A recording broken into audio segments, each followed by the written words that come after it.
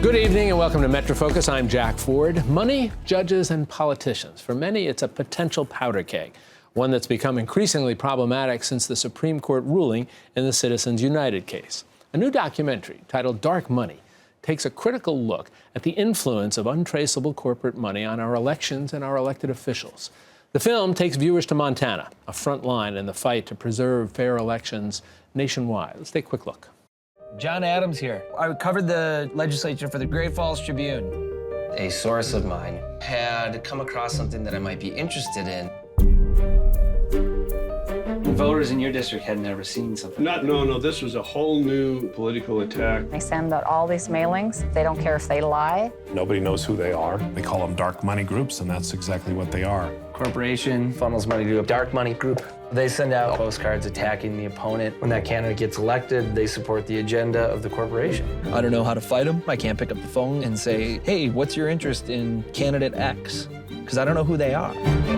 And joining us now with more details on Dark Money, our director, producer, writer, Kimberly Reed, and the journalist featured in the film, John Adams. Welcome to both of you. Thanks for having us. Let me ask you to start, Kimberly. Dark money, what does that mean? You know, it's money that goes into an election, usually an election we're talking about in this situation, and you just don't know where it came from. A lot of times with a dark money group, it's kind of technically under IRS code. It's a 501c4 nonprofit group. You can usually find out the name of the group, but you don't have any idea who's funding the group itself. Who's writing the check? Yeah. All right. Let's come back to the film itself. All right. Mm-hmm. You're an accomplished filmmaker, and I'm always curious for filmmakers as to how they find their next project. Mm-hmm. It's because this took 6 years, start to finish, to do. 6 years, yeah. What was it about this that made you say, this is what I want to do? You know, there was really a seed of an idea in 2010 when I heard about the Citizens United decision from the Supreme Court. I had a lot of questions. How could we end up in this spot where the U.S. Supreme Court is saying that money is speech, mm-hmm. and corporations are people, therefore you can't constrain the speech of a corporation? I mean, I guess if you look at the jurisprudence, you could figure out how things ended up in this place, but it just didn't make any sense once you took a step back from it and just kind of used your gut. Does this make sense? And you can see political power, you can see democracy being taken from the everyday citizen and put into the hands of just a few rich people.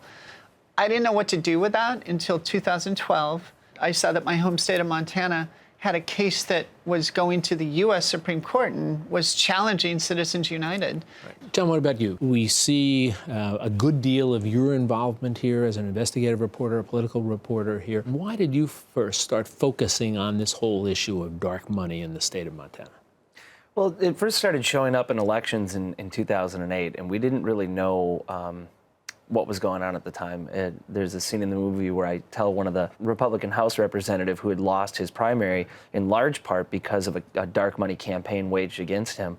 I told him, that's politics, man, because I didn't really fully understand what was going on. I didn't understand that these groups that were spending all this money to attack him were unaccountable. We didn't know.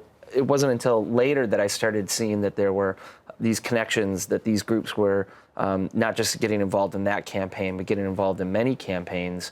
And when I started saying, well, who's behind these groups? And you couldn't find out because the donors or whoever was funding them was anonymous. That's when I really kind of got curious. And just like any other follow the money story, you know, the more secrecy, the more interest I have in it. And this might help people who might say, okay, well, Montana, that sounds interesting, but how does it impact me if I live on the East Coast or the West Coast? And one of the characters, the folks in your film, is talking about campaign financing. And her quote is, campaign financing essentially drives and is behind all policy. It's the gateway issue.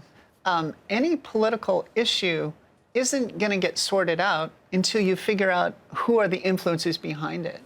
And, you know, if we're going to have a debate in the public square about how big government should be, how small it should be, should we fund this or that, or education and all these healthcare, all these important issues that we're trying to figure out the size of these governmental institutions, having that debate in public is just how democracy was designed to work, right, and how it should work. Yeah. And when you have one side of that debate coming from a a corporation or a union or an individual, just one person. Or a foreign agent. Or even a it foreign doesn't even have to individual, be, right? Yeah, it just distorts the whole democratic debate.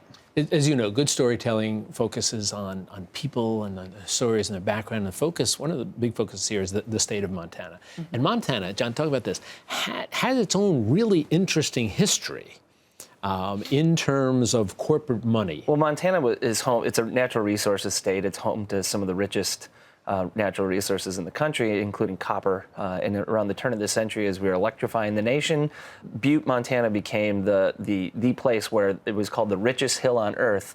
And there was a copper baron, William Clark, who was one of the richest people on earth at the time. And he literally bought himself Montana's first Senate seat back before the Senate was elected by popular vote.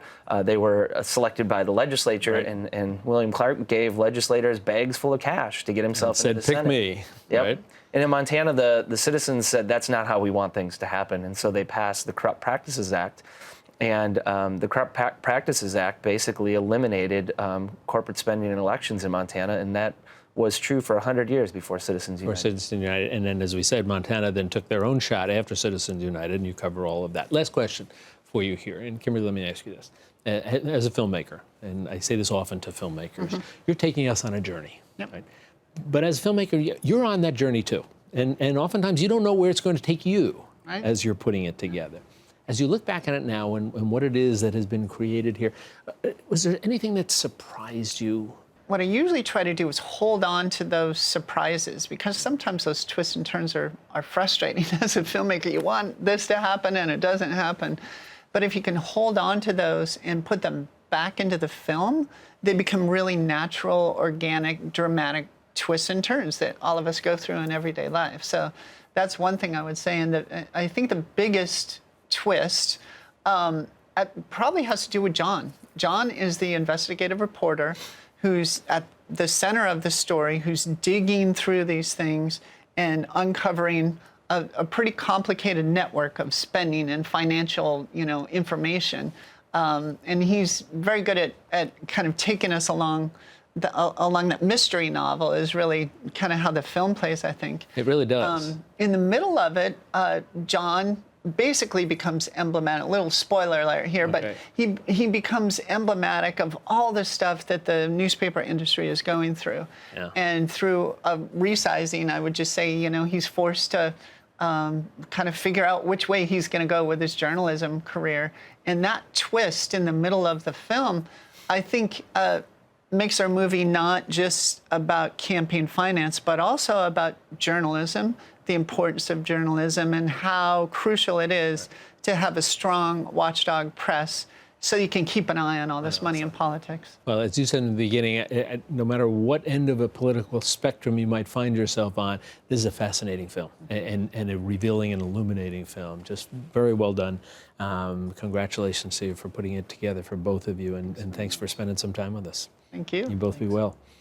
And a reminder for you to learn more about dark money, find out how you can watch this important documentary, visit us at metrofocus.org.